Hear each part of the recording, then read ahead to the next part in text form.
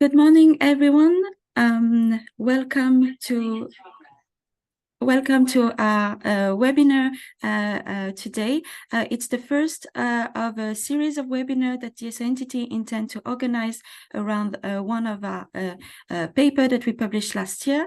But to start with, I will give the floor to our Secretary General, Peter Vermaat, that will introduce you to this program and welcome you today. Thank you very much, Claire, and a warm welcome to all of you. I can see that still some participants are joining, but it is better to start on time, and hopefully we can welcome more participants indeed in a few minutes. Now, let me welcome you to this webinar that is one in a series of webinars that DSO entity will organize on the grid connection paper. The grid connection paper was published by DSO entity last year to highlight the challenges for DSOs, but also to illustrate best practices from various countries from which we can learn how to respond to the challenges. But obviously, it's also important to take into account the recent development at the European Commission with launching the Grid Action Plan. So all in all, I think that are very nice ingredients to present you a nice agenda. And let me go to that now on the next slide. Because from the various angles, the grid connection paper, but also the grid action plan, we have also arranged for you some very distinguished speakers to bring the topics to you. And first of all, we will invite Mr. Joachim Balke. He is the team lead in DG ENER, the Department for C4 on the infrastructure and regional cooperation. He was very much involved in preparing the grid action plan, so he can give us good guidance there. And then Claire will take over from DSO entity, the secretariat, to illustrate the main summary of the challenges in the grid connection paper that has the title DSOs Fit for 55. And then we go into a series of presentations from our members to share best practices. So that will be Henrik from Denmark, that will be Luc de Koster from Belgium, and Samira and Michiel from the Netherlands. But before we go there, I think, and without further ado, I would very much like to welcome Mr. Joachim Balke. I think he is already in the session. So if you can switch on your camera and your microphone. Hello. Yeah, good morning, Joachim. Thank you for joining us, and I'm happy to leave the floor to you to introduce us to the European perspective. Thank you very much. Thank you very much. Thank you, Peter, for the introduction, and thanks to the DSO entity for organizing this this meeting and having me. It's certainly a very good occasion, I think, to discuss the Grid Action Plan and its implementation. And I would even say that this webinar is actually part of the implementation of this Grid Action Plan, and I'll get to why in a minute.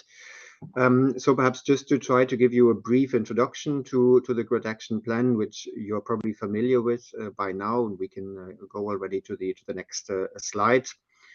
I hope you can move the slides. Yeah, and the next one immediately. Very good, thanks. So the Grid Action Plan is certainly, I think, one of the expressions of the fact that there is an enhanced, I would say, acknowledgement of the fact that the clean energy transition, and in particular the switch to a renewables-based system, electricity system that we have to do, does depend on our grids and on developing them perhaps faster in the future than we've done.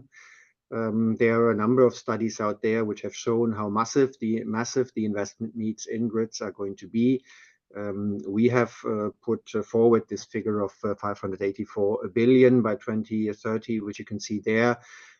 There's been an IEA report which comes up with comparable figures. We've also seen recent publications which even put the figure at 800 billion. So, you know, there are a number of estimates, but I think all of them boil down to the same result. We have to speed up the speed. We have to speed up the deployment of grids and investments in grids, and we have to do that as of now because already today the lack of grids is certainly hampering the renewables development in many places. I think what is a bit new, let's say, at least from our perspective as European Commission in the Grid Action Plan, is a very strong focus on the distribution grids in this context. And again, that's why it's very good that we have this webinar today, and we are very keen on the cooperation, the very good cooperation that we have with you, with the EU DSO entity on its implementation. And that is at a very basic level, because about 2/3 of the investment needs will be at the distribution level. That's clear. Now, transmission grid investment and enhancing interconnection capacity remains a core focus area, certainly for us, because this is where we as European Commission, of course, have a prominent role. And we will continue to push for that through our 10E policy, through the implementation of PCIs, and also where necessary through financial support. But again, what I want to focus on a bit more today is the recognition from our side that the faster deployment of distribution grids is also really an important task for the European level, because otherwise the targets that we've set at European level, 42.5% for renewables, cannot be reached. I think that's very clear. And the challenges are, I think, well known that the distribution grids are facing. Not only an expansion of demand, which is important in view of the electrification objectives, but at the same time also the need to include, let's say, new types of loads in terms of electromobility, but also heat pumps. And then, of course, indeed the fact that about 70% of the additional renewable capacity that we expect will have to be connected at distribution level. And that, of course, does pose very, very significant challenges, together with the fact that the majority of our grids that we have both at transmission and distribution level has been built quite some decades ago. So there is both a need to expand and to modernize in parallel. This includes both hardware and digitalization. And as regards the latter, we are building on the digitalization action plan that we published already in 2022. We pick up on some of the elements which were mentioned there, but we do focus in the Grid Action Plan perhaps a bit more on the other dimensions. If we go to the next slide, just to put it briefly in the context of our 10E policy, which is of course also relevant in that context, we published the Grid Action Plan at the same time as we published the PCI PMI list, the first PCI PMI list under the new 10E, which includes a number of new features. And again, in a sense, it's a very timely event today, because the objection period for this first PCI PMI list that just passed. So Parliament and Council have also endorsed the list, and it has now been published officially. So it will enter into force in a few days, and that will then allow us to promote the projects which are on this list, including their eligibility to apply for financial support. We actually also published the first call under the Connecting Europe facility yesterday, under which then the projects on this list can apply for financial support. It will be open until the end of October. On this list, just to mention that in the field of electricity, we have for the first time specific offshore projects and offshore corridors. That is one of the big novelties. But I mean, especially in the context of this webinar, I want to stress that we do have also 5 projects in the category of smart electricity grids, so where also DSOs are involved. We do still hope that we will have more of these projects in the future. So this is why I want to use also this occasion to call on you, and especially also on the DSO community, to explore the possibility to apply for further PCIs in this context. We will open again later this year the possibility to apply for the next PCI PMI list. So perhaps I leave it at that for the PCI list. And if we go to the next slide, I'll start to walk you quickly in the 10 remaining minutes through the different dimensions of the Grid Action Plan. We tried to cover all the challenges of, if you like, the investment journey from the planning to the actual FID, if you like. And of course, if we talk about grids, we do need to start with the planning phase. That is the crucial first step in grid development. Now, we have worked intensively with our regional high-level groups to implement the PCIs that we have, and also to be sure that the PCI list is in a sense complete. That is the first action that we're looking at here. But then when it comes indeed to the forward planning, I think we have on the one hand looked at the planning system that we have at the TSO level and through the TYNP at the pan-European level. And we're working together with NSOE to improve it. Here again, we're looking very closely at the example of the offshore network development plans, which are really an exercise in a forward-looking sort of top-down planning logic with a 2050 perspective. We've had the first edition earlier this year. What certainly still needs to be worked on further is the closer integration, I would say, between offshore and onshore on the one hand, and also between the different sectors, so between electricity and hydrogen. But again, for the purposes of this webinar, I think important perhaps to focus on the last action here in the column on the left side, which is one of the core tasks that we have given to the DSO entity. And that is precisely to work with your members on, I would say, promoting best practices, or I think I've heard you said in the past, you prefer to speak about good practices, which is also good. For DSO planning, because this is where we think sort of a big focus of our attention should be. DSO planning in principle is enshrined in the internal market legislation.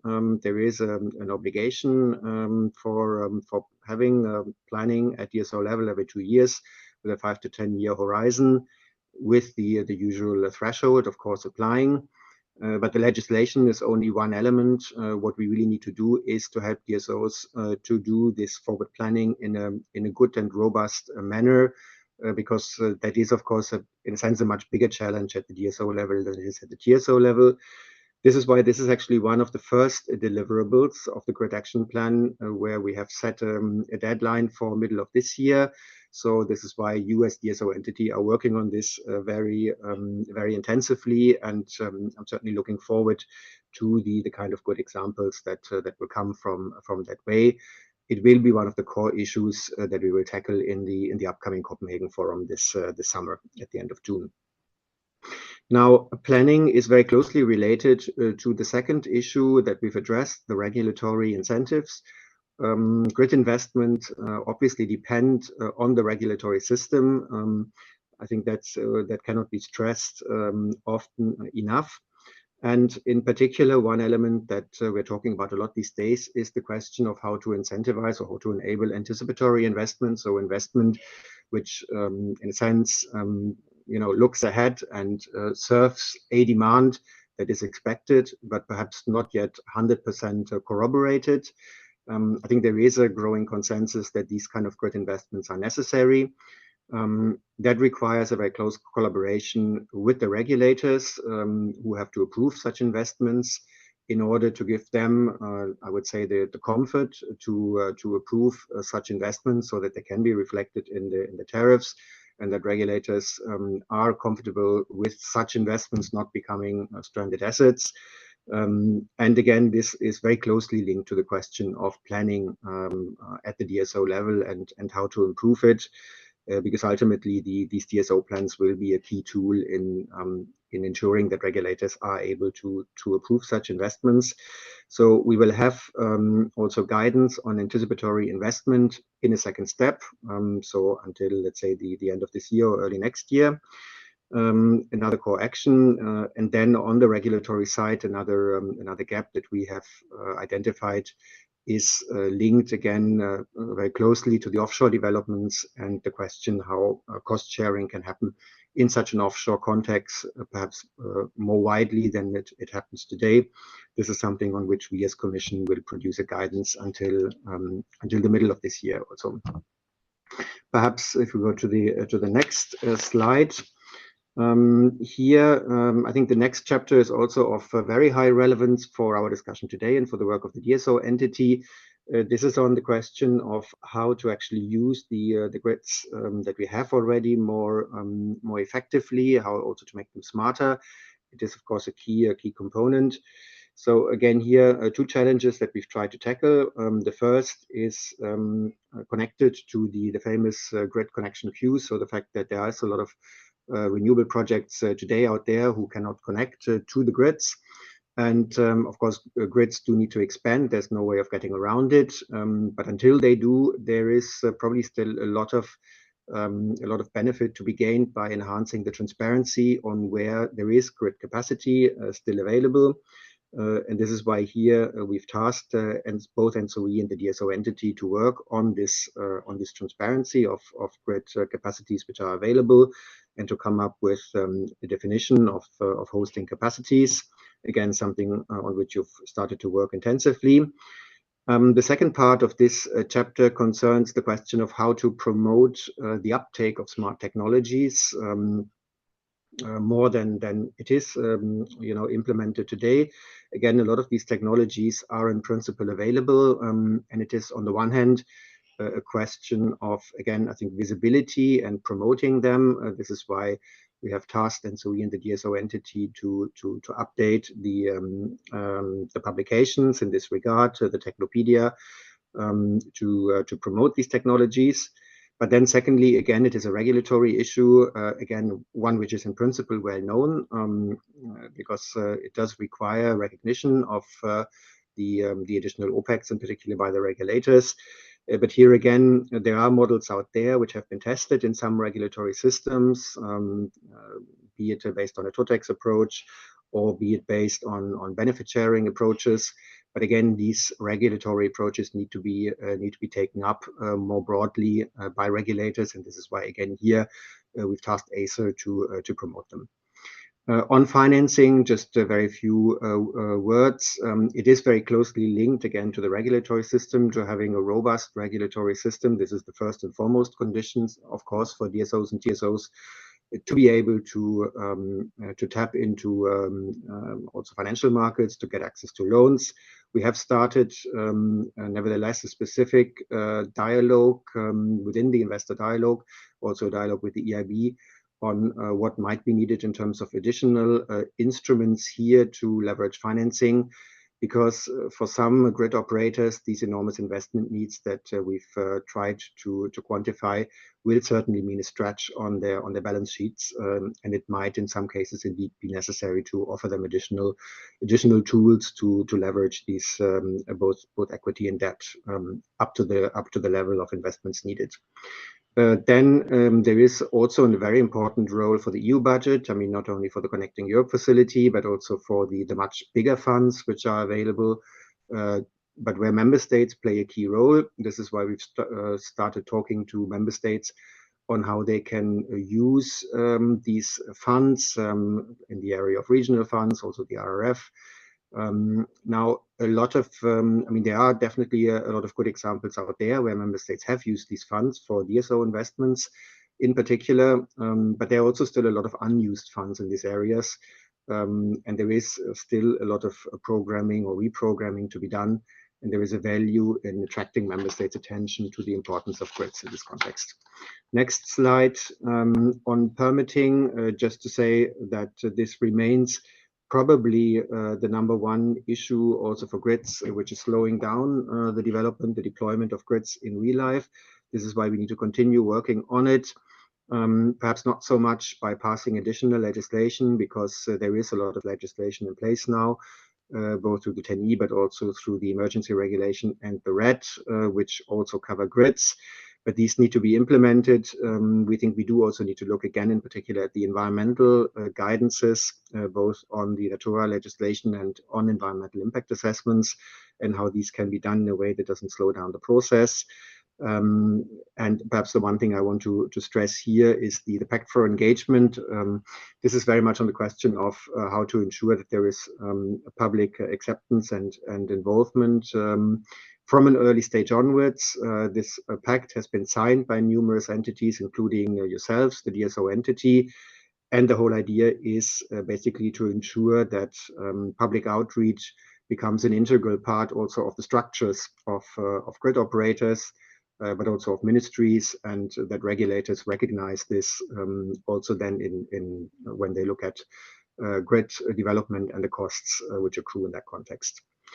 On the supply chain, very briefly, a very important dimension as well. We are working both with the industry, again with NSOE and yourselves, on developing specifications, as well as with our standardization bodies, CEN and CENELEC, which have been seized.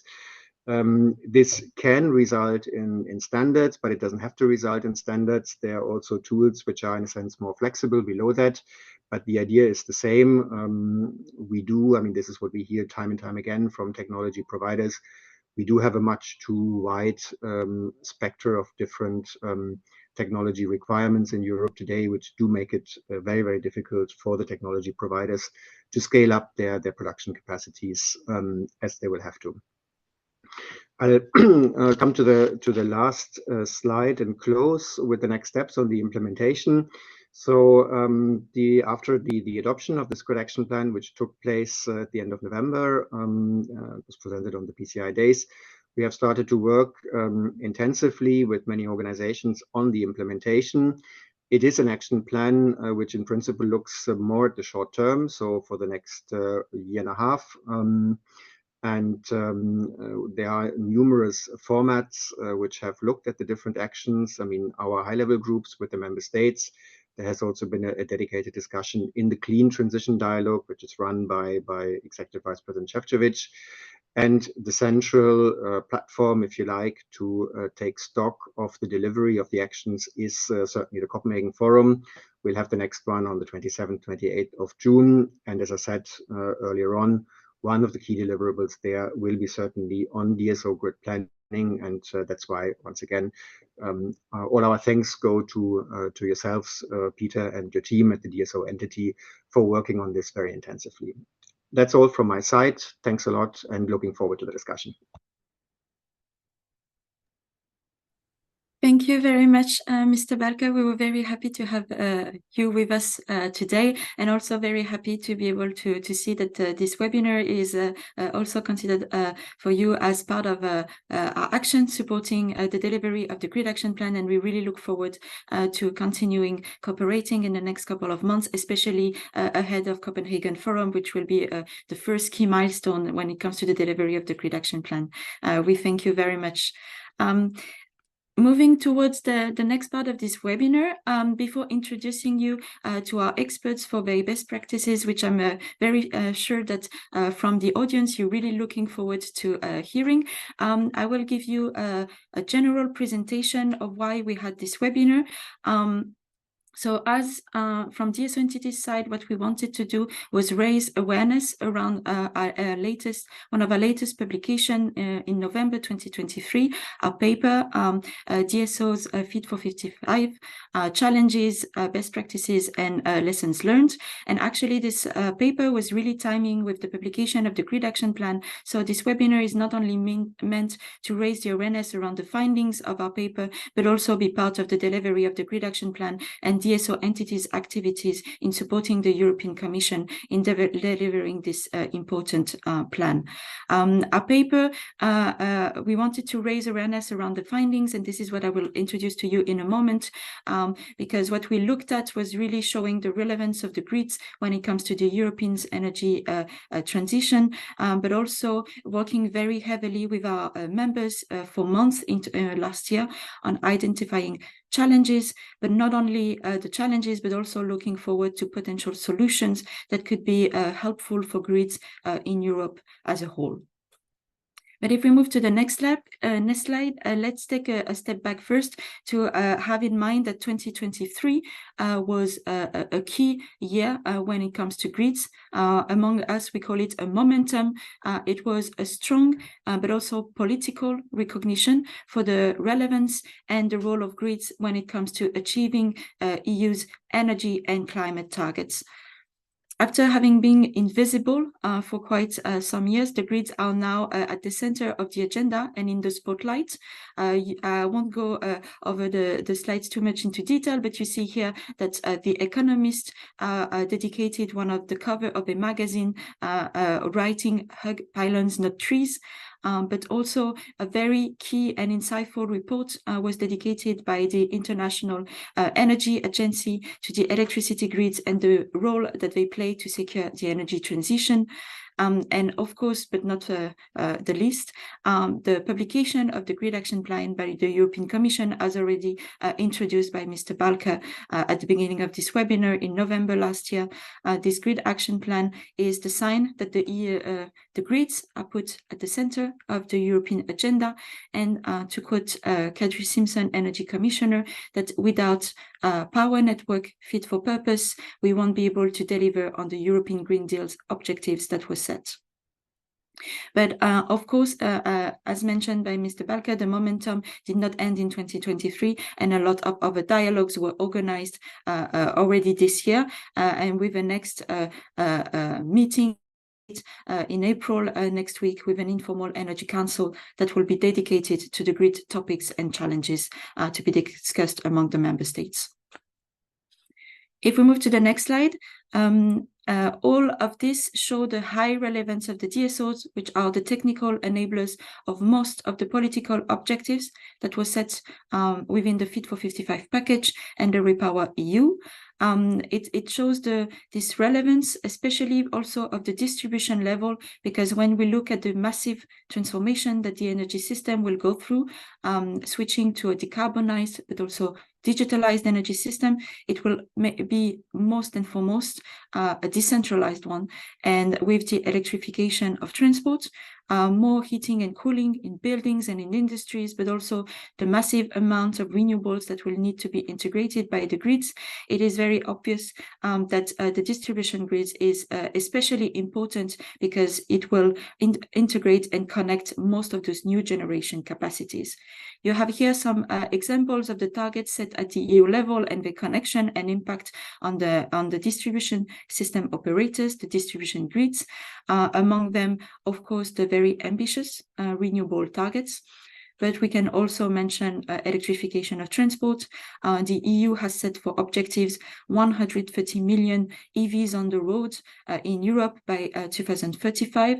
We know that 85% of the charging of those vehicles will happen at the household level, which is mainly connected to the DSO grid. And the same can be said for the heat pumps as another example.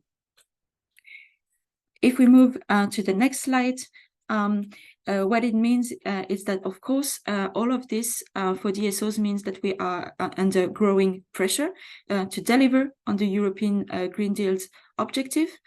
The scale of the challenge is quite massive.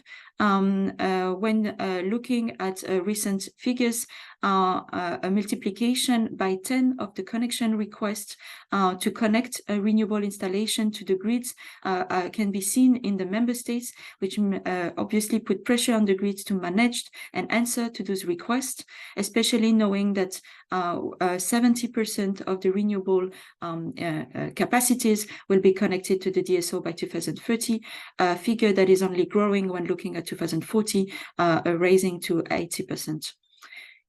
Energy infrastructure will have therefore to adapt in terms of capacity, flexibility, but also resilience. You have here some striking figures that we collected in our paper showing the scale of the challenge.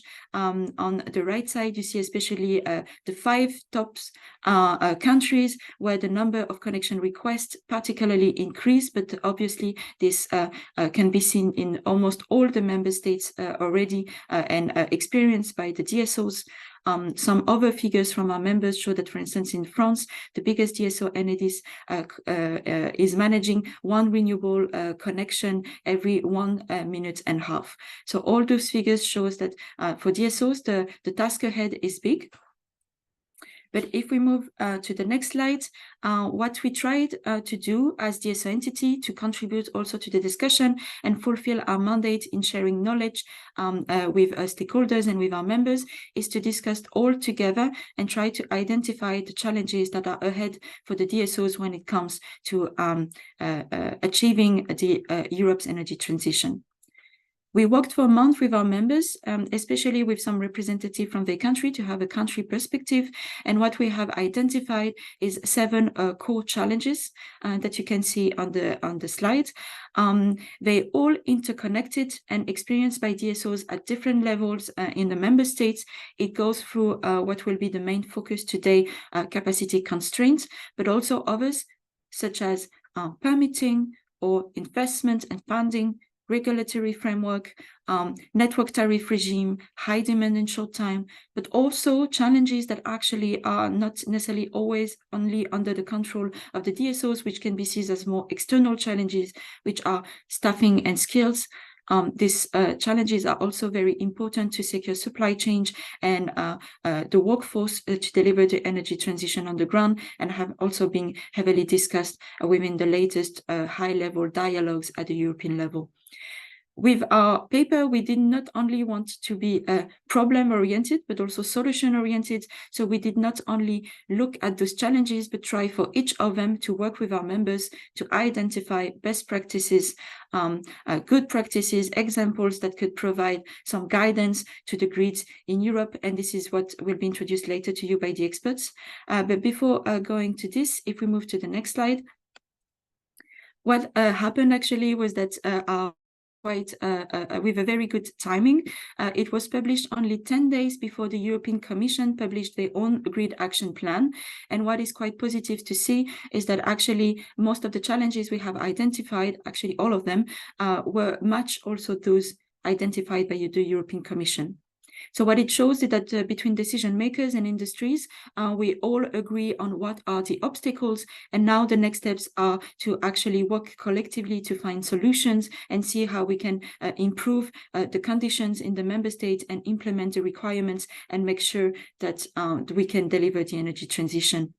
But if we zoom in a bit more to what this first webinars of our series focused on, the challenge of grid capacity, as already very well introduced by Mr. Balker, a lot of action points and tailor measures identified by the European Commission address this challenge. They looked especially at long-term but also short-term solutions, among which looking at the distribution network development plans as a way on the long term to better plan grid capacity, but also in another action point, 6B, looking at defining and better mapping grid hosting capacities at the EU level to have a really good state of play of what is currently existing.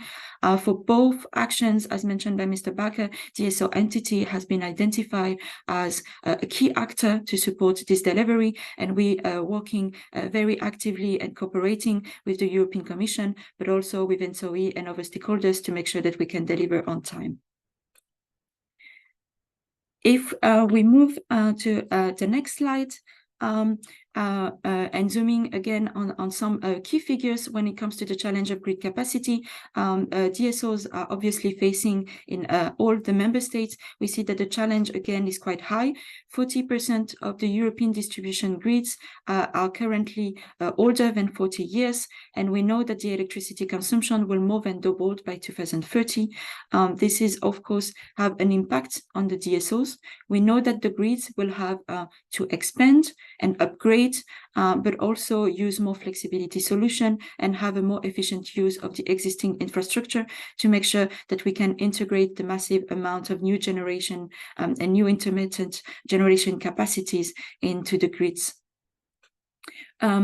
All of this new ambitious target for renewable and those installations we need to connect put a strain on the grid with concentrated flows of electricities. And as grids, we need to make sure that we can ensure sufficient grid capacity while maintaining at all times the electricity demand and supply balanced.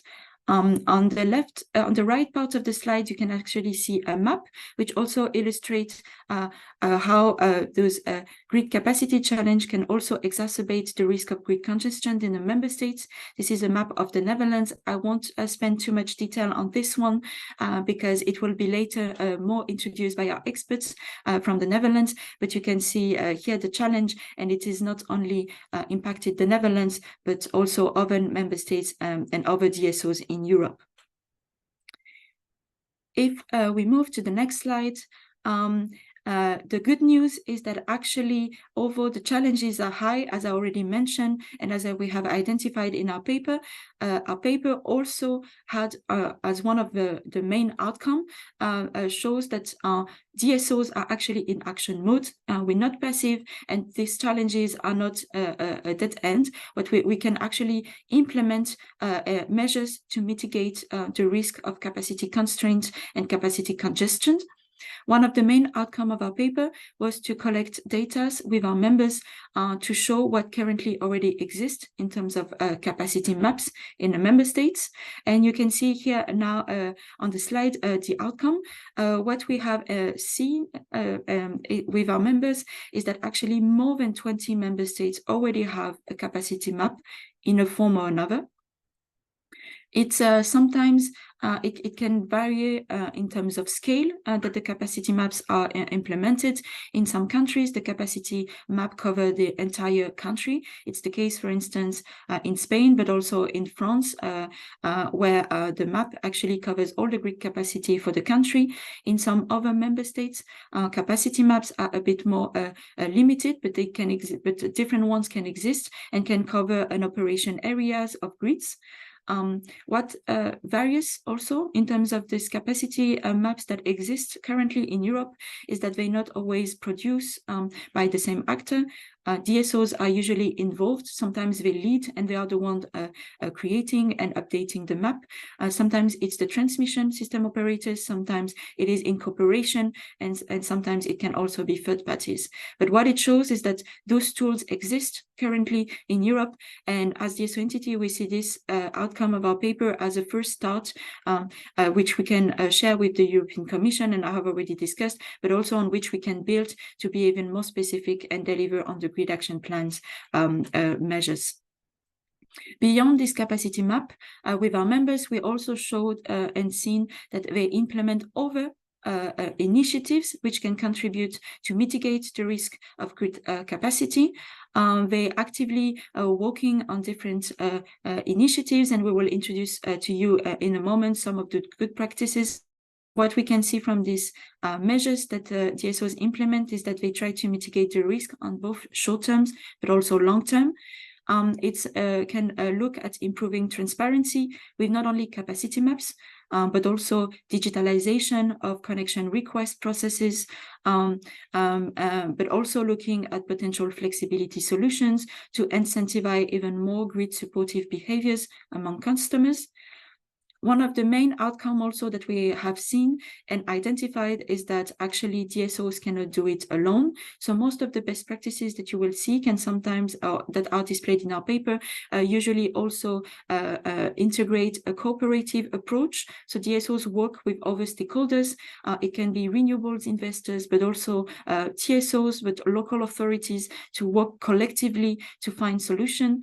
Because one of the main thing that can help when it comes to addressing the challenge of grid capacity is also ensuring cooperative approach and an early involvement of system operators when it comes to the planning. So what all of this shows is that we have some good inputs and already good practices existing in the member states, and this is what we're going to introduce to you now. A first one that should be mentioned is that we know that one size fits all solution cannot be applied in all the grids in the member states, given the diversity of DSOs and sometimes specificities and characteristics that can exist in the member states.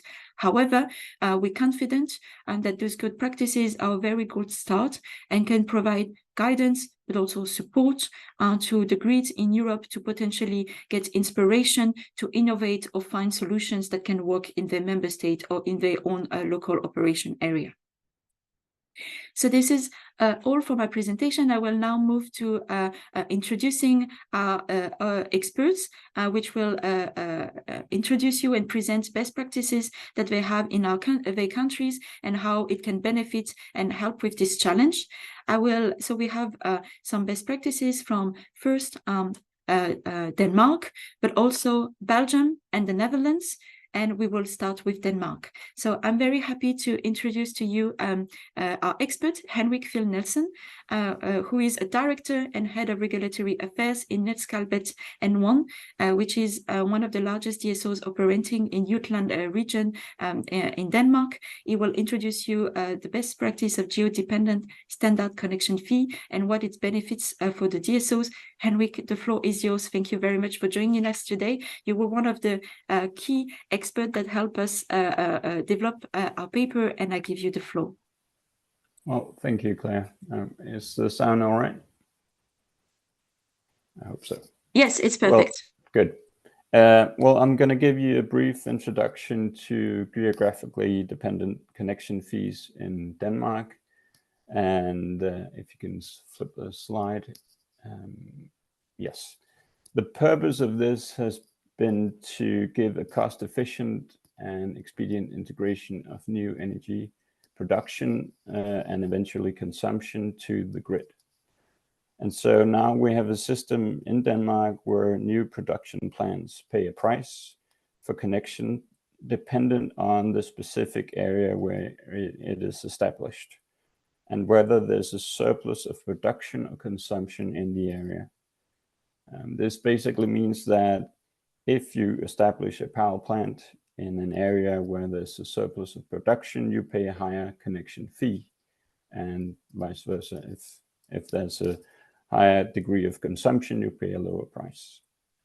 This already applies for production facilities today, and it will eventually also apply for consuming installations by we expect 2025.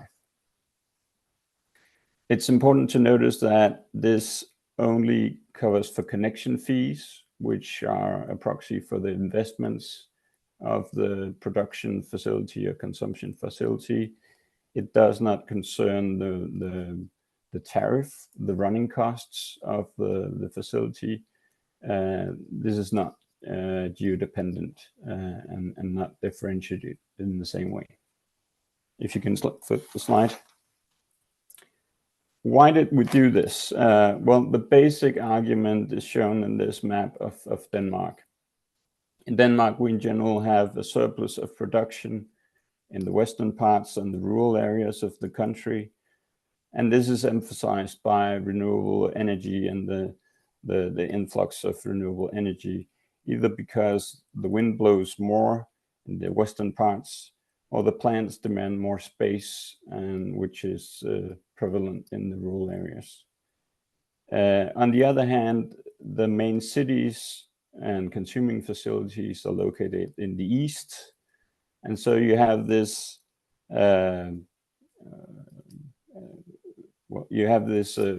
geo-dependent variation. And so if you were to go on like this, you'd basically have to establish two grids, one for production and one for consumption. And you'd have to transport the energy from one area to the other. So the basic idea and the argument for doing this is to try to get more co-location and to send a more cost-effective signal for the founders of the power plants. If you can flip the slide. The geo-dependent zones and the price signals contributes to better usage of the grid. It contributes to cost efficiency and a closer link to the real costs of building the grid.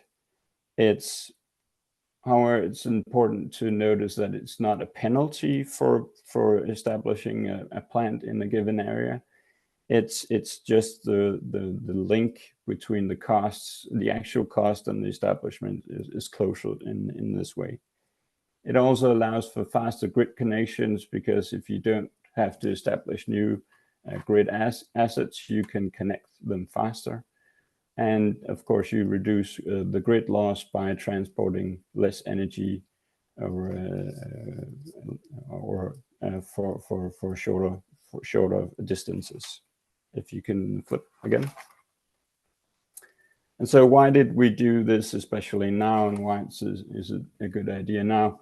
Well, the Danish Energy Agency did this outlook for the coming years for the production of solar and wind plants, and the influx of renewable energy is remarkable.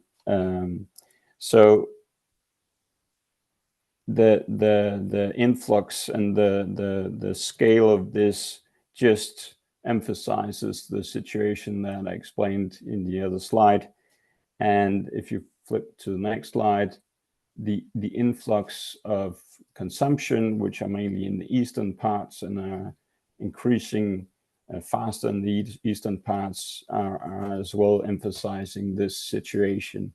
So you have this burning platform for doing something to co-locate and to get the cost reflected, and this is the solution. If you can flip to the next slide as well. So what we did was we did this map, and we call it the geozone map, where Denmark, this is a map of Denmark, where it's divided into the main stations of the DSO grid, and each station is given a color dependent on the mix of energy, whether it has a surplus of production, it has a mix of the two, or it has a surplus of consumption. And so in general, you just pay a higher tariff if you place your new power plant in the red sections, and it's cheaper in the green sections. When we do this for consumption, we'll just flip the map, and so you get the opposite price picture. If you flip the next, here you have an actual image of what this means in costs of connecting the power plants.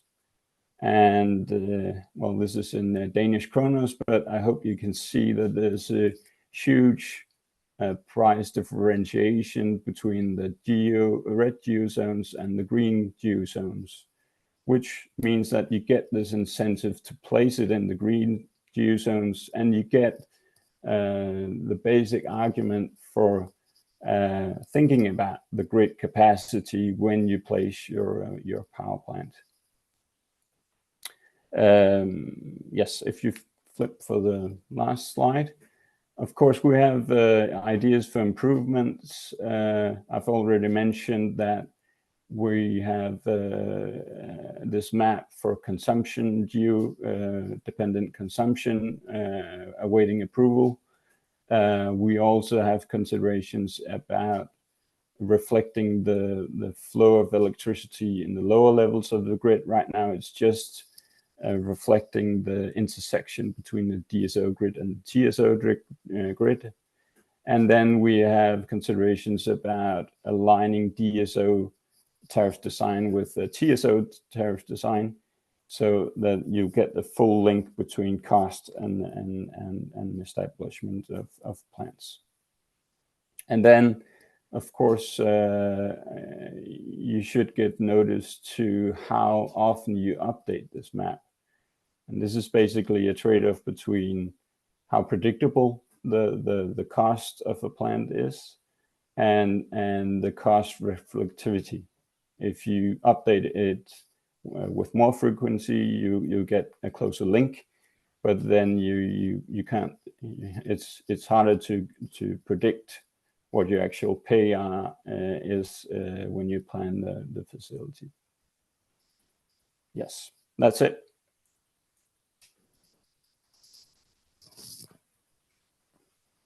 Hope it was clear. Thank you very much, Henrik.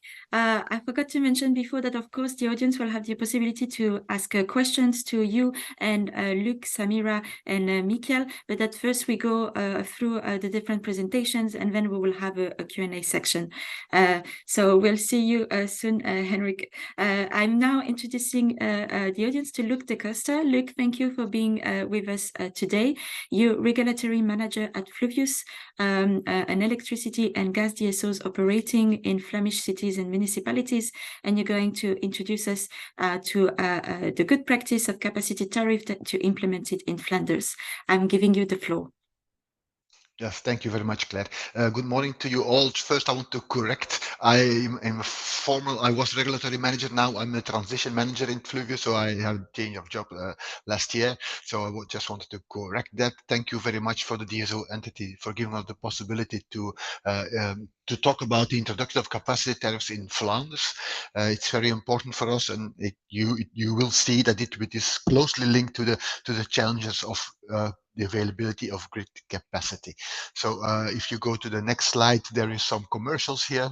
Fluvius is a multi-utility system operator active in gas and electricity distribution in Flanders, but I'm not going to bore you with the figures on this one. We're going to straight to the next slide, to the subject of introducing of the capacity tariff. The items I want to talk with you about are the system challenges, but they already have been introduced very largely by my colleagues, the introduction of a capacity tariff, and what we conclude of this introduction. So you can immediately go to the next slide also, and the next, of course.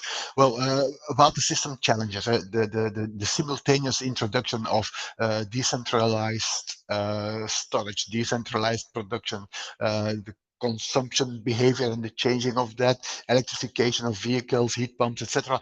They will all lead to the fact that the electricity grid will be under pressure. And you all know on the left side the famous duck curve, which I do not need to explain to you. But what you see on the right hand side, the blue map, is in fact is a heat map of Flanders, meaning that if we do not take any specific measures, if we do not invest, this blue color indicates the way that our grid will be congested. So meaning all the electrification will lead to congestion in the whole of Flanders if we do not take any specific actions. And it is logical, like I think everybody reasons, that the solution for this is investment in the grid. So also we are taking that choice to prepare our grids for the future in order to facilitate the energy transition. But we also came to the conclusion that copper plating, as we call it, only investing in the grid is probably not the only solution. Nevertheless, on the next slide, you will see that we already have made several versions of our DSO investment plan. You call it, I think, the distribution network development plan, as we make it.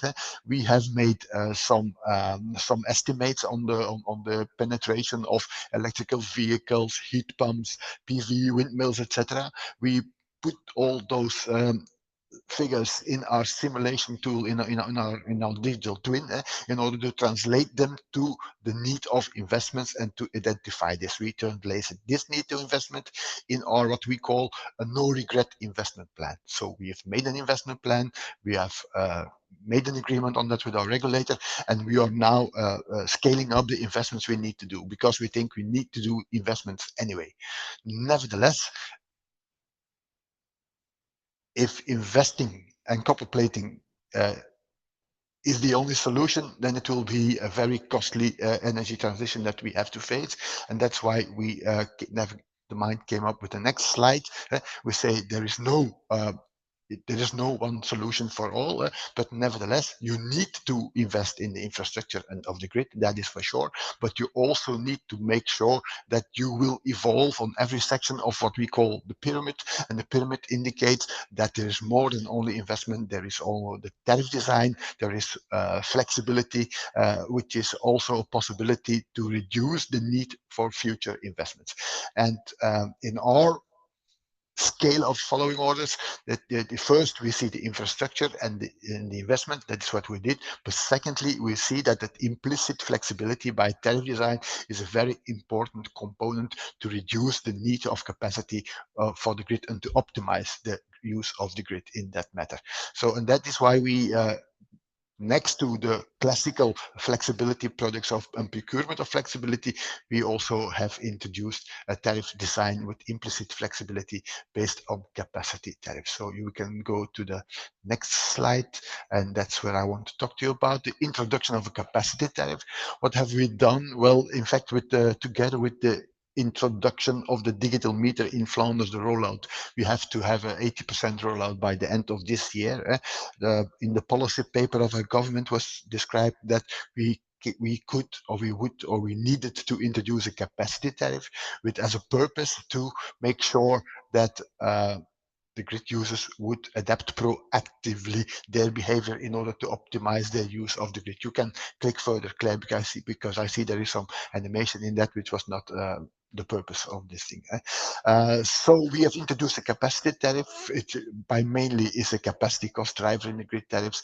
It has been introduced for all customers in Flanders, and I just wanted to say also it's not an additional tariff, it's just an allocation of grid costs in a different way in order to enable us to sensibilize the customers to optimize their use of the grid. So on the next slide, you will see the capacity tariff from both sides. Firstly, on the left-hand side, the optimal use of the grid. On the right-hand side, the opportunities for the customer. For us, a capacity tariff gives the possibility to secure the optimal use of the grid. We can reduce the system peak, and we can so by that reducing the future investment in the infrastructure. For the customer side, he has a very clear, transparent, cost-reflective grid tariff on which he can base his optimization. He can optimize his individual behavior. He can reduce his individual energy bill, and he can and there will be some more available capacity that he can share with his neighbors and with the other grid users. So we try to combine the advantage for the individual grid user, meaning optimizing his bill and his consumption, and secondly, the advantage for the distribution grid operator, optimizing the use of the distribution grid. We do that, and we aim to do that both by introducing a capacity tariff in our grids. You can go to the next slide.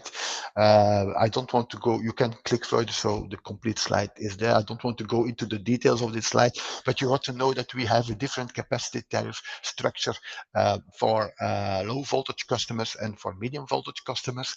We are now talking about the low voltage customer capacity tariff. There is difference in applicability because not all customers already have a digital or a smart meter, so we cannot measure the peak of every customer. So we have two types of capacity tariffs, meaning a capacity tariff for those customers with a smart meter where we measure the actual peak, and which the tariffs of grid fee will be based on that. For those customers who do not yet have a digital meter, we have fixed a minimum contribution of 2.5 kilowatt as a capacity peak. So so they already also are incentivized to aim for their to reduce their consumption. So this is what we do for the low voltage customers. The next slide will give you an overview on how it is done, meaning we will measure the 15-minute values. Every month we have a maximum value, and at the end of the year, customers on low voltage customer are billed once a year. We will use as a grid fee tariff driver the billing peak, as we call it, and it's €1 per kilowatt peak, based on the average of the monthly peaks of all the last 12 months. So there is kind of equilibration of the peak of every individual month, but nevertheless, because the peak is based on the average of the monthly peaks of the last 12 months. So there is a kind of to make sure that if one system peak one certain month will be very high, that will only weigh for 1/12 in the final peak for the customer. The next slide will give you a small example on the position of the optimization possibilities for the customer. On the left hand side, you see the customer which buys an electric car and goes charging that, and he will have his power charging and not shifting of his regular consumption, meaning at the same time at home he's heating his home, he's cooking, and then he's going to charge his car. He will create a large peak on the system, in this example 10.92 kilowatts, and you will also pay a bill of the use of the grid in relation with that. And in the middle, you will see if that customer takes the attention and go shift his peak out of the normal consumption period, then he can already reduce his peak and his energy bill. And if he's even smarter, he will take in charge at the moment that his PV panels are producing his energy. He will use this energy in order to charge his car, and he will lower his peak more. So the customer has an optimization and is incentivized to adapt his behavior in order to limit his individual peak and his individual bill. And by that, he contributes indirectly to the limitation of the peak of the system, which always where we as a distribution grid operator will benefit from, because we have to invest less on that matter. If we take the same, but we're looking to the medium voltage tariffs, capacity tariffs, then we have, they are monthly billed. On the next slide, you can also click further. They are monthly billed, so we have a tariff which is based on what we call the real measured peak power, and what we call the nominated excess power of the customer. So a customer has to nominate every month a maximum power which he aims to use, and if he passes this nominal power, there will be an excess power that will be built. Maybe the next slide will give in that clear. It's a very, you can also click, because it's the current situation, and it's the new situation where you can see that the peak is 50% monthly based of the measured peak and 50% on the nominated peak, with a possibility on the left lower hand, the excess peak, which will be charged when he increases his consumption above the nominated power. The example here in the next slide will give you the possibility to see how this will react. You have a connection power which is real limitation, but he has a nominated access power, meaning the blue line that you will see. As long as his real peak consumption stays under this blue line, he will be built based on this nominal access power and his real peak.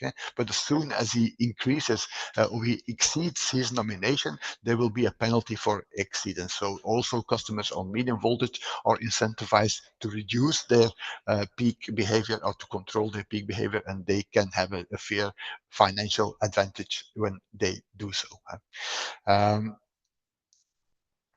The next step I wanted to show you, because the time is limited and I have to go fast on this one, to the conclusion, so you can go to the next slide. So now what do we see? We are now 1 year after the introduction of the capacity tariffs in Flanders, and we see some firm and good and solid first results. We did a test mainly on the low voltage customers.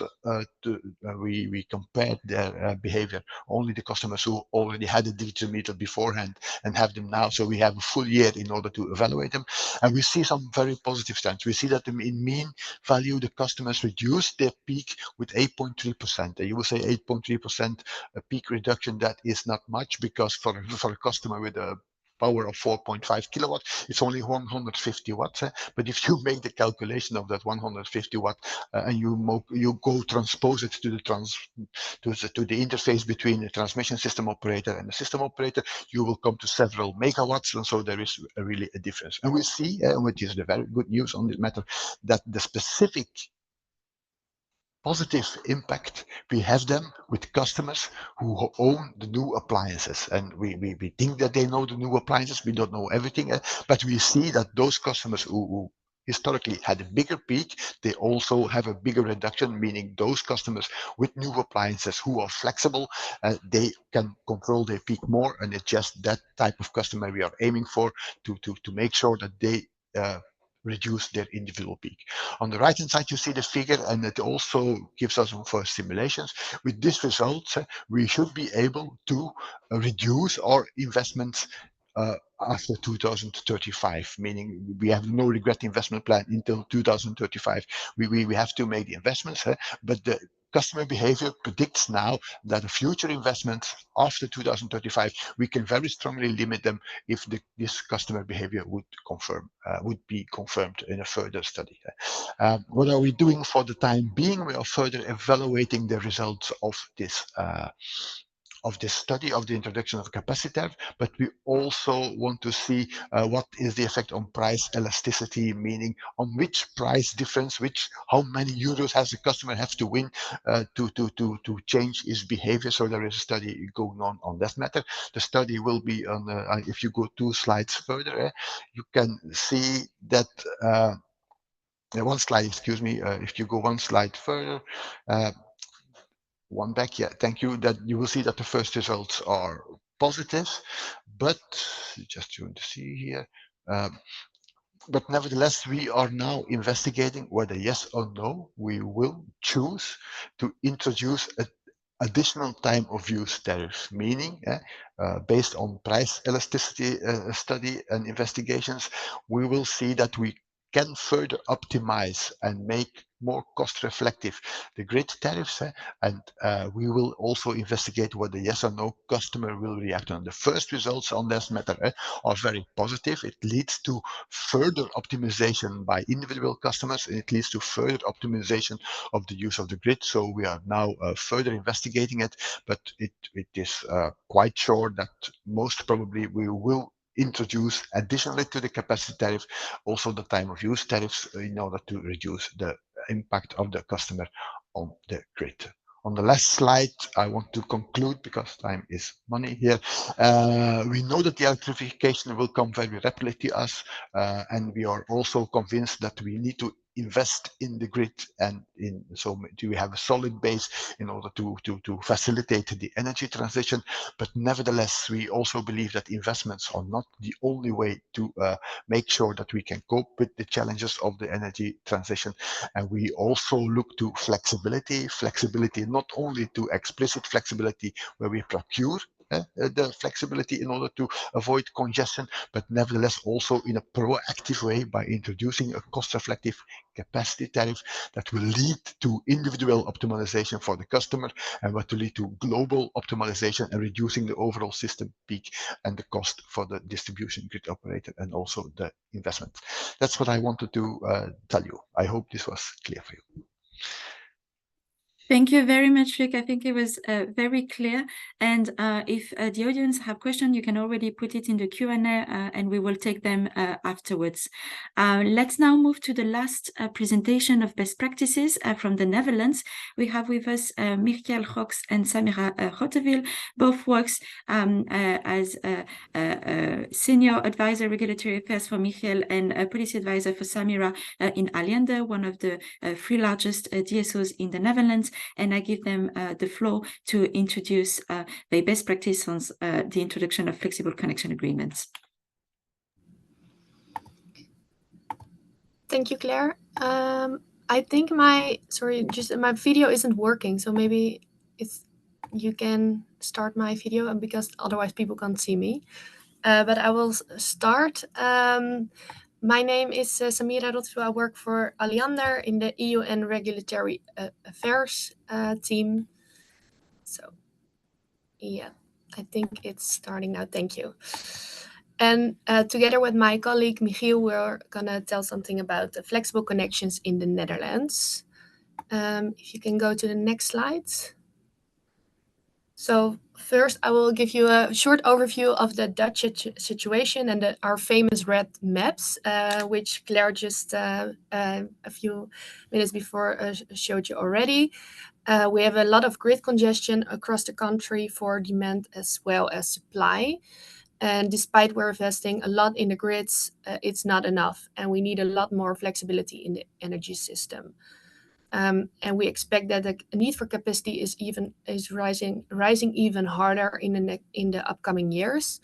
So therefore, we are working on different forms of flexible connection agreements together with a regulator in the Netherlands to stimulate more flexibility in the energy system. If you go to the next slide. But as I said, I will first, if you want to click so that we can see the whole. Thank you. I will give you a short overview of Alliander. So as Claire said, Alliander is one of the 3 main DSOs of the Netherlands. And we're investing and operating, maintaining the electricity grids as well as the gas grids. We have over 7,000 employees, and we are trying try to achieve the climate goals for obviously and to accelerate the use of renewable energy sources. We are currently investing over €1 billion in the grid, and we expect that this will be growing towards €2.2 billion in the couple of years to come. However, the demand for electricity is growing faster than the rate at which we can expand the network, and this causes major challenges of grid congestion for the demand as well as supply. So if you can go to the next slide. Oh, sorry. This one was, I think if you can click one more time to the next slides. And then, yeah, perfect. So as you see at the red maps, the majority of the Netherlands is currently in a congestion situation or is being investigated as such. This means that almost the whole country is a congested area at the moment, which means that there's limited additional access for new additional larger power connections.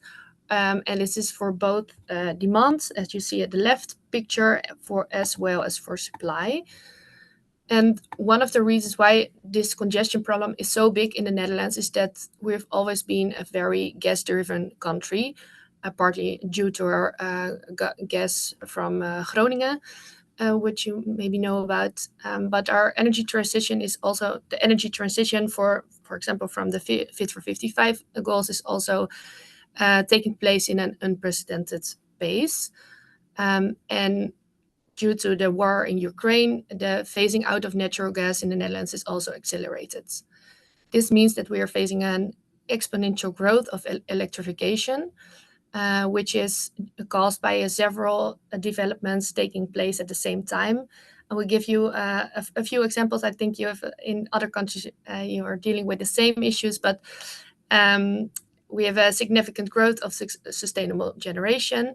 In Netherlands, we have a big rise of PV panels, partly due to net metering. Just for your image, solar PV is doubled every 2 years and expected to grow even more in the upcoming years. In addition, there's a growth of data centers, and also the industry is becoming more and more sustainable. And policies are introducing regulations for sustainable houses and the phasing out of natural gas. Where they try to drive electric heating development in houses. Moreover, we also experience an exponential growth of electric vehicles. We have connections of thousands of public charging points and ultra-fast charging connections. To make it even worse, these challenges are even further complicated by the lack of space in the Netherlands. We have a lot of houses in a very tight and not enough space. We have a lack of space in the Netherlands and a lack of skilled labor. So to sum up, how come that these pictures are so red? We have a lot of electrification developments at the same time, and our electricity grid can't keep up. So the electrification is obviously accompanied by the associated demand for connections and grid capacity, and this demand exceeds the capacity of the grid. To tackle this problem, the Dutch system operators are investing more and more each year and expanding their infrastructure. But for example, it's worth noting that the expected investments of all Dutch system operators are expected at €8 billion in 2025. But this reinforcement and investments are still not enough to meet the capacity demand. And unfortunately, we expect a lack of capacity in the grid to stay for a long period of time. It's not going to be over in 2 years. So we have a mismatch in peaks of supply and demand, which causes this huge grid congestion. And therefore, we need a new approach of the energy system and much more flexibility and efficient use of the existing infrastructure, which Michiel will tell you more about with our flexible connection agreements. So if you can go to the next slide, and Michiel will introduce our idea.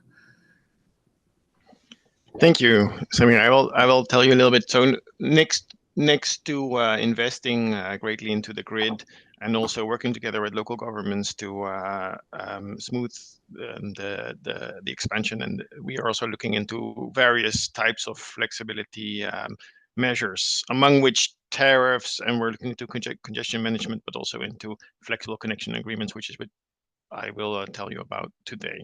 And so on a strategic level, we're looking to the grid like in a new way. Instead of the top-down approach, we're looking like for a multi-layered optimization of the grid, where we try to optimize both individual and at the local level. We're searching for not only for the flexibility in supply, but also in demand and storage. And where now it's more of an we use congestion management for incidental capacity shortages. We want to shift towards a more continuous optimization of the capacity, so that also on the beforehand, like on the front of the process, we try to use the grid as optimal as possible before, to prevent coming in more capacity problems in the future. Next slide, please.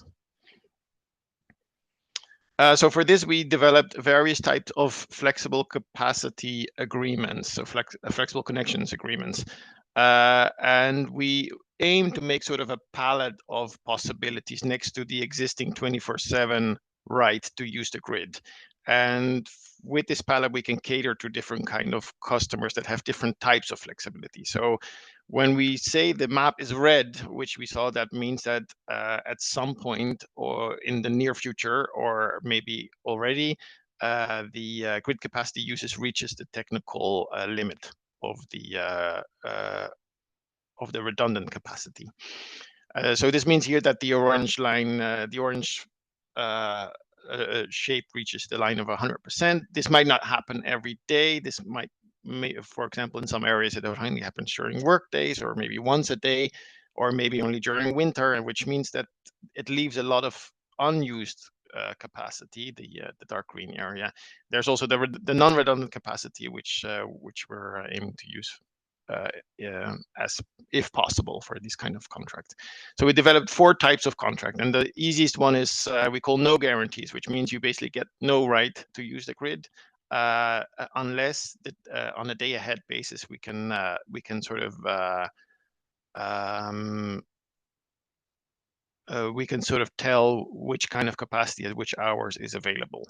And of course, these 4 variants limit are sort of differentiate in the degree of certainty that a customer has, and therefore there's also a price component that sort of reflects that. So this is then also the cheapest variants, because there's really like no security on when the grids can be used.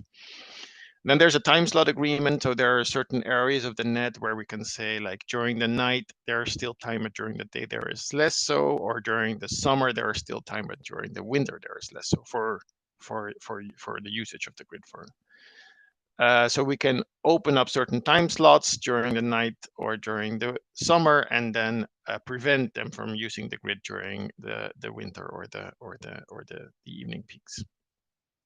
The third one is what we call energy agreement, which is basically aiming for different types of electrical heatings, or like electro boilers, for example, that need to run for a certain amount of hours per day, but it doesn't necessarily it isn't necessarily necessary that they run at specific hours. So they can tell us it needs to run for 11 hours a day, and then we can attribute those 11 hours as efficiently as possible into the grid. They get sort of the certainty that these 11 hours are fitted in, but not necessarily when they are fitted in. And then the last one is what we call the minimal availability agreement, which sort of works the other way around, and it says you, as a basis, you have access to the grid for the capacity that you contracted, but there's a certain amount of hours per year. So the one that the TSO tenant is using is going to use now has like an 85% certainty of using the grid, and then 15% of the amount of hours per day the system operators can, on a day ahead basis, communicate that the grid cannot be used at this hour. This is, for example, interesting for a certain kind of batteries. So at the maybe at the hours that we are preventing from using the grid, that might be also the hours where they're working the other way around anyway. Next slide, please. So the last one is that we want to offer these kind of contracts, and also the regular 24/7 contract, which is of course still there, not only to individual customers, but also to groups. So the intention is to shift part of the incentive to use the grid as optimal as possible from the individual level to the group level. And then the group is of course it has a spatial component, so the group members need to be right next to each other in the grid topology, so they're sort of connected to the same substation, for example. And that means that in the left situation where we have different contracts with each individual end user, and they will just add their profiles on top of each other, not taking each other into account. On the right side, it's a group, and they might be able to optimize their use so that their peak is lowered. And you can also think of incorporating storage or production into it. So we aim to sort of optimize local production and usage with this. The next slide, please.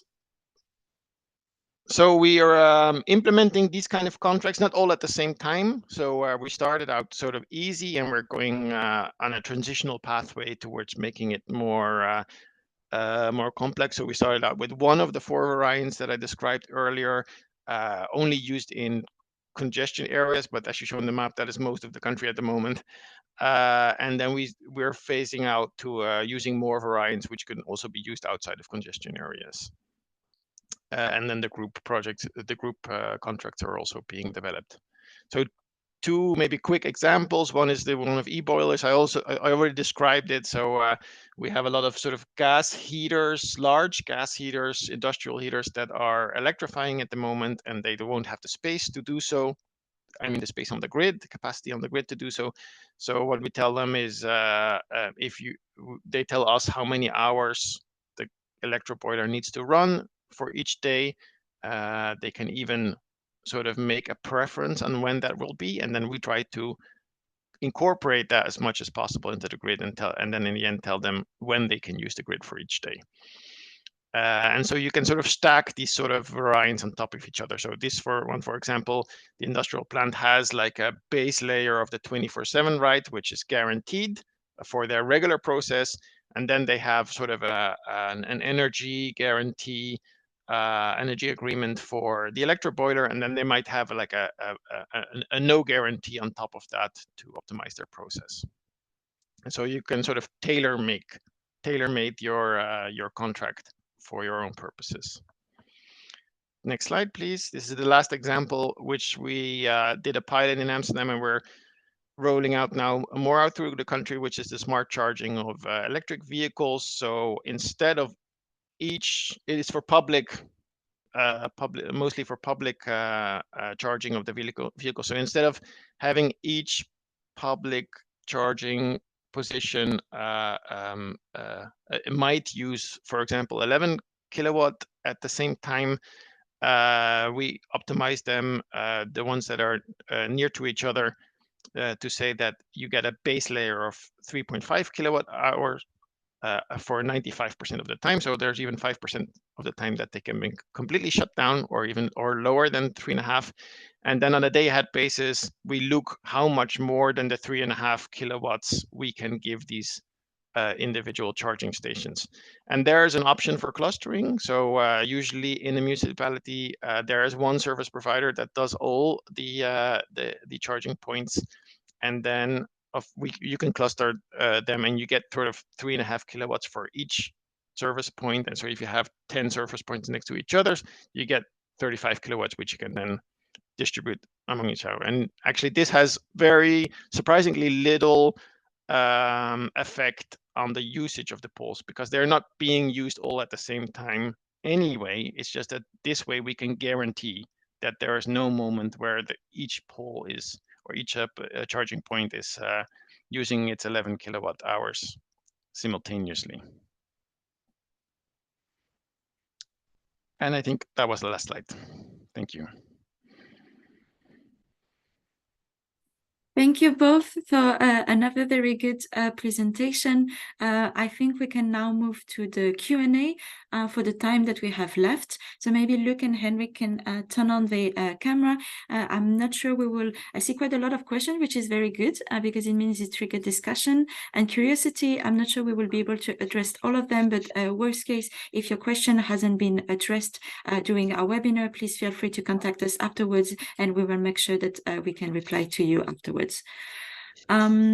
So I see first some questions. First, let's start with the Netherlands because it's the first that I see. I see, hello, Michiel. What is the average duration of such flexible connection contracts? That is the first question. So basically, there is no end to it. It's an indefinite contract. So the ones that we started out with is bound to the capacity shortage. So at the but we say that because these are general rights, so it's not buying of the flexibility. It's not that we're giving the 24/7 right and then buying the flexibility back, but we're only, so it's incorporated into the access right that they're using it at a certain amount of hours or outside of the peak hours. And so we say this, the access right to the grid are indefinite, and so are these. So it's really like a structural approach to optimizing the grid, and not so much like an incidental one to avoid peaks. Thank you. Maybe a question for Luc. It says, hello, Luc. At Fluvius, it is possible to have a flexible contract. Are you afraid that low electricity prices will put extra pressure on DSO grid? And will capacity tariff help there? Yes, there are a lot of questions in that one question, but for starters, the flexibility connection contract, we do not have them yet. We had them, but we do not have the same sense of urgency, I would say, as in the Netherlands. So our regulator is struggling with how to position those flexible connection contracts, which are now should be allowed based on the new EMD reform. Then the E is struggling on how to position the flexible connection contracts in relation with the normal other market flexibility products. So we do not have them yet. We are designing, or we are redesigning them in the hope to reintroduce them as soon as possible for the flexible connection contract. Regarding the price elasticity, I think was a part of the question. Well, there we it was that's what we're now investigating. We have made a first study on looking to market prices on energy based on the transparency and the coherence with the price signals that we would give based on time uses. But nevertheless, there is a large correlation between them, but that's not 100%. And that's why that we also are investigating price elasticity in order to know what should the price gap be, the ratio that we have in order to incentivize the customer for congestion instead of incentivize the customer for market-based prices. So there's a field spanning tension between those two, and we have to further evaluate the result of that. Thank you, Luc. There's a question for Henrik, actually 2 in 1. First is, how did you manage to convince and agree with the regulator on this kind of connection fee method? Was it a long process to convince them? And can the connection zone map be updated automatically? What is the data master metadata or over data? Well, there's a lot of questions in that, but it's always a rather long process to make a new product like this. But I think the general idea of making this more cost reflective was received well by the regulator, so it wasn't hard to convince them. As for the data, it's updated annually, and the DSOs updated based on data collection in the intersection between the individual station in the intersection between the TSO and DSO net. Perfect, thank you. I'm looking at the other questions for the time that we have left. There was one concerning power tariff. There's quite some explanation there, but maybe I can give it to you. It was so price elasticity is very much impacted by how well the price signal is reaching the consumer. If my automated device does not know about the power tariff, it will not take them into account. Do you have an API or some other automated way to allow devices, third parties to access your tariff and take them into account in their scheduling? The same way they can do with day-ahead prices, for instance. I'm guessing maybe the question go to Luke, but anyone that is ready to take it, please jump in. I could answer very easily and say no, but that's not that would not explain why not. For starters, it should be clear that the price signals that we give are fixed price signals, predetermined time of the day, predetermined seasonal time of users, incentive signals, because if they are not static, and they should go to dynamic or nodal pricing, then our regulator would consider them as being flexibility, explicit flexibility. So we do not do that. We only have fixed tariffs, so they are fixed at the same place, at the same time of day, etc. So customer can react on them. We do not need to give these signals to the home energy management system. That doesn't change the fact that, of course, that we have also found that the way customer reacts on price signals is very strongly influenced, firstly, based on the price gap that you are creating, and secondly, on the degree of automatization. If you do not make an automatization, then the customer will, there will be some, you will get tired. After 2-3 weeks, you will see that the customer will not react on price signals anymore if you have to do that, if it is not automated. So we are sure also that a form of automation will contribute to the positive result of a time of use tariff, but we haven't figured out yet on how to get those price signals directly to the customer. We think we don't need to do that because they are fixed and predetermined, so customer can program them in his home energy management system as they are. But nevertheless, there is a risk of that, yes. Thank you. And given the time that we have left, maybe I will give a last question to, I think this one is for Denmark, for Henrik. And of course, for those that the questions were not addressed, because I see quite a lot in the Q&A, please feel free to reach out to us afterwards and we'll make sure to liaise with our expert or to directly answer to you.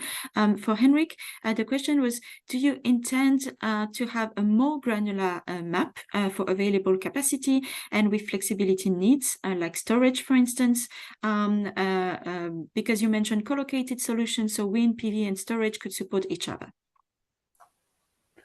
Well, there's a lot of work being done in Denmark about co-location right now, direct lines, etc. And so it's a separate mission, sort of.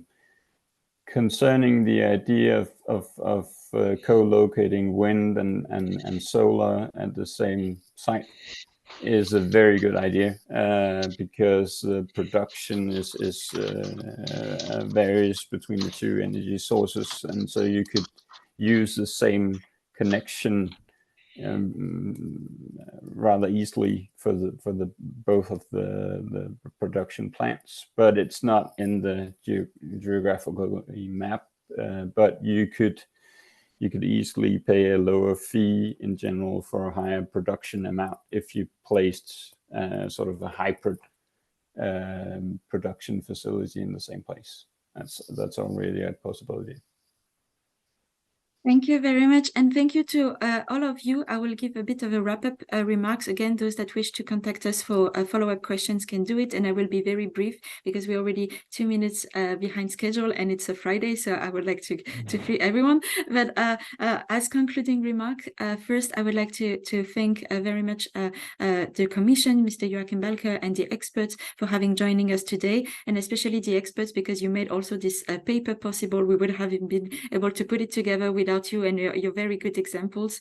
And I think that what we can close is that this paper is really relevant, but also in alignment with the Grid Action Plan. We show a very strong alignment of the challenges identified, and there's strong connection between the practices that we share there and how we can further cooperate with the Commission on finding solutions for the future.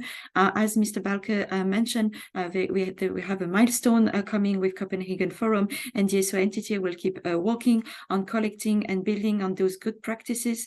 No one size fits all solution can be found, but we hope that this provided guidance and food for thoughts for the grids or other stakeholders that joining us today. And finally, what I can tell you is that this webinar is the first of a series. So if we go to the next slide, we plan to have another one, always also connected with the Grid Action Plan in September, and more events are to come from DSO entity. If you would like to know more on the practices that were shared with you today, but also other practices, because we have more, please check out our paper. You have here the QR code, but you can also find it on our website. Finally, I think what we can say is that DSOs are actively working to address the challenges, and we'll do it in cooperation with a lot of stakeholders. So please feel free to contact us and stay tuned for more. I thank all of you again once more for joining us today, and I wish you all a nice Friday and also with anticipation a nice weekend. Thank you very much. Thank you.